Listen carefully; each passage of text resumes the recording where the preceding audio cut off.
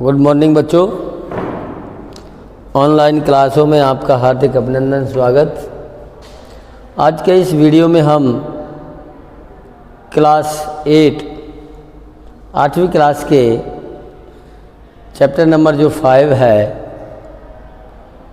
चिट्ठियों की अनूठी दुनिया को पढ़ने जा रहे हैं। इसमें आपने देखा, इससे पहले के वीडियो में आपने पढ़ा कि चिट्ठी को अलग अलग भाषाओं में अलग अलग नामों से जाना जाता है। संस्कृत में जिसे पत्र कहते हैं और हिंदी में चिट्ठी कहते हैं। इसी तरह उर्दू में खत कहा जाता है। इस तरह अलग अलग भाषाओं में अलग अलग नामों से जाना जाता है। पत्रों की बड़ी अहमियत है। संचार के माध्यमों में सबसे सशक्त माध्यम माना जाता है पत्र, क्योंकि इनके माध्यम से हम पुरानी यादों को सहेज कर रख सकते हैं। तमाम जगह हमने देखा है, जितने भी महान राइटर हुए हैं, महान साहित्यकार हुए हैं या बड़े राजनेता हुए हैं, उनके तमाम पत्रों को संग्रहालय में सुरक्षित रखा जाता है। जैसे हमारे महान स्वतंत्रता सेनानी महात्मा गांधी के पत्रों को संग्रहालय में सहेज कर रखा गया है। उन्हें उनका बार बार अध्ययन किया जाता है। और हमारे former prime minister Jawaharlal Nehru ने जो पत्र लिखे थे अपनी बिटिया प्रियदर्शनी इंदिरा गांधी के लिए, पिता के पत्र पुत्री के नाम नामक पुस्तक में जिन्हें संकलित किया गया है। तो इस तरह से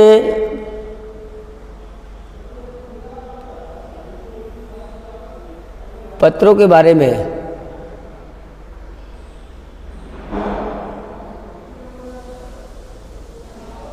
आपने इसमें जाना कि पत्र संचार के बड़े सशक्त माध्यम है। महात्मा गांधी जी के पास तमाम पत्र महात्मा गांधी इंडिया के नाम से लिखे जाते थे और वे जहाँ भी रहते थे वहाँ तक पहुँच जाते थे। केवल देखिए, सीधा पता महात्मा गांधी इंडिया, अब पूरे भारत देश का पता हो गया। लेकिन जहाँ भी महात्मा गांधी हुआ करते थे वो पत्र वहाँ पहुँच जाया करते थे। आज़ादी के आंदोलन की कई अन्य दिग्गज हस्तियों के साथ भी ऐसा ही था। स्वतंत्रता आंदोलन में जो अनेक हस्तियों ने भाग लिया, उनके साथ भी कुछ ऐसा ही था। महात्मा गांधी जी के पास देश दुनिया से बड़ी संख्या में पत्र पहुंचते थे। बड़ी संख्या में पत्र महात्मा गांधी जी के पास पहुंचते थे, पर पत्रों का जवाब देने के मामले में उनका कोई जोड़ नहीं था। यानी तुरंत जवाब लिख दिया करते थे। जैसे ही पत्र मिला उनका जवाब तुरंत लिख दिया करते थे। कहा जाता है कि जैसे ही उन्हें पत्र मिलता था उसी समय वे उसका जवाब भी लिख देते थे। अपने हाथों से ही ज़्यादातर पत्रों का जवाब देते थे। जब लिखते लिखते उनका दाहिना हाथ दर्द करने लगता था तो वो बाएं हाथ से लिखने में जुट जाते थे। महात्मा गांधी जी ने नए आंदोलन के तमाम नायकों के पत्र गांव गांव में मिल जाते हैं। पत्र भेजने वाले लोग उन पत्रों को किसी प्रशस्ति पद से कम नहीं मानते कि उन्हें किसी सम्मान में प्रशस्ति पत्र दिया गया है, इससे कम नहीं मानते। और कई लोगों ने तो उन पत्रों को फ्रेम करा कर रख लिया है। यह है पत्रों का जादू। यही नहीं, पत्रों के आधार पर कई भाषाओं में यानी कितनी किताबें लिखी जा चुकी हैं। वास्तव में पत्र किसी दस्तावेज से कम नहीं है, महत्वपूर्ण दस्तावेज से कम नहीं है। पत्रों के 200 पंत जी एक बहुत बड़े राइटर हुए हैं, सुमित्रानंदन पंत उनका पूरा नाम है। पंत के 200 पत्र बच्चन के नाम, हरिवंश राय बच्चन, हरिवंश राय बच्चन जो अमिताभ बच्चन के दादा थे,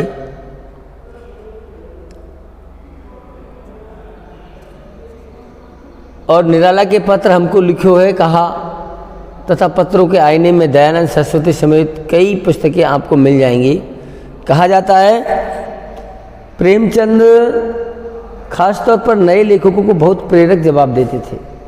नए राइटरों को पत्रों के माध्यम से बड़ा प्रेरणा भरा जवाब दिया करते थे, तथा पत्रों के जवाब में वे बहुत मुस्तैद रहते थे।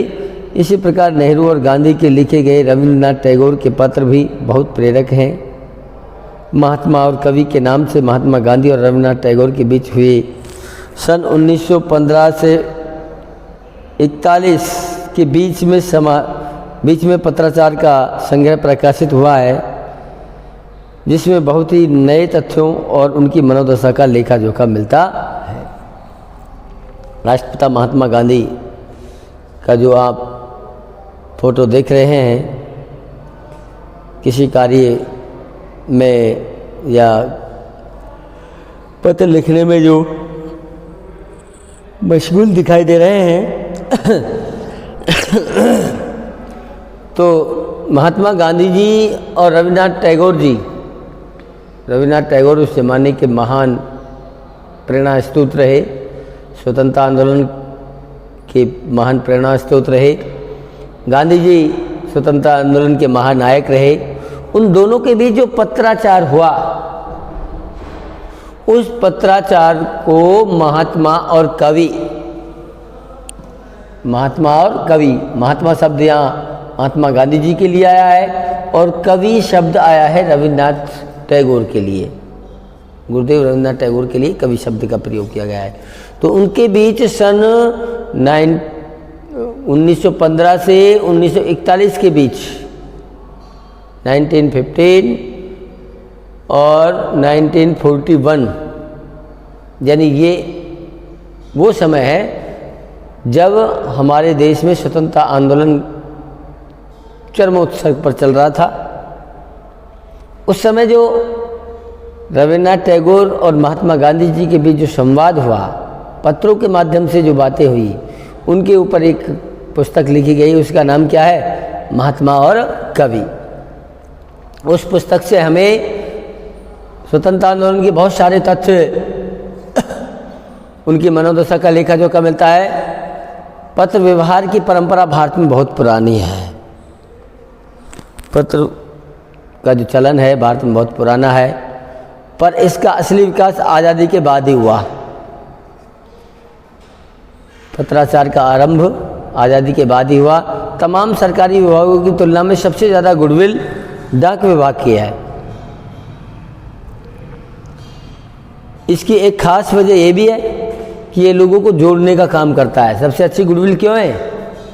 क्योंकि ये एक दूसरे को जोड़ने का काम करता है, संचार का माध्यम है। इसकी एक खास वजह है कि इस लोगों को जोड़ने का काम करता है। घर घर तक इसकी पहुंच है। संचार के तमाम उन्नत साधनों के बाद भी चिट्ठी पत्री की हैसियत बरकरार है। शहरी इलाकों में आलीशान हवेलियां हों या फिर झोपड़पट्टी में रह रहे लोग, दुर्गम जंगलों से घिरे गांव हों या बर्फबारी के बीच जी रहे पहाड़ों के लोग, समुद्र पर रहने वाले मछुआरे हों या फिर रेगिस्तान की ढाणियों में रहने वाले लोग, यानी तमाम जगह, चाहे वो शहरी इलाका है, ग्रामीण इलाका है, झोपड़पट्टी वाला है या बड़े शहरों वाला है, दुर्गम जंगलों वाला है, पहाड़ों वाला है या रेगिस्तान का है या समुद्री तटीय क्षेत्र है, सभी ढाणियों की रह रहे लोग आज भी खतों का ही सबसे अधिक बेसब्री से इंतज़ार करते हैं। इंतज़ार होता है उन्हें। एक दो नहीं, करोड़ों लोग खतों और अन्य सेवाओं के लिए रोज़ भारतीय डाकघरों के दरवाजे तक पहुंचते हैं और इसकी बहुआयामी भूमिका नज़र आ रही है। आज तो डाकघर ने अपना और भी उद्देश्य विस्तृत कर दिया है। डाक जमा प्रणाली बचत के रूप में अनेक प्रकार से लोग उनके सहयोग प्राप्त कर रहे हैं और उसकी बहुआयामी भूमिका नज़र आ रही है। दूर देहात में लाखों गरीब घरों के चूल्हे मनी ऑर्डर अर्थव्यवस्था के द्वारा ही जलते हैं। गाँव एवं गरीब बस्तियों में चिट्ठी या मनी ऑर्डर लेकर पहुंचने वाला डाकिया देवदूत के रूप में देखा जाता है। जब भी वह डाकिया पहुंचता है तो उसे किसके रूप में देखा जाता है? देवदूत के रूप में देखा जाता है। तो अरविंद कुमार सिंह ने पत्रों के महत्व के ऊपर अपना जो लेख प्रस्तुत किया है वास्तव में सराहनीय है। पत्र हमारे जीवन के अभिन्न अंग बताए गए हैं, क्योंकि इनसे हमारी इतिहास, परंपरा और पौराणिक घटनाओं का ज्ञान होता है।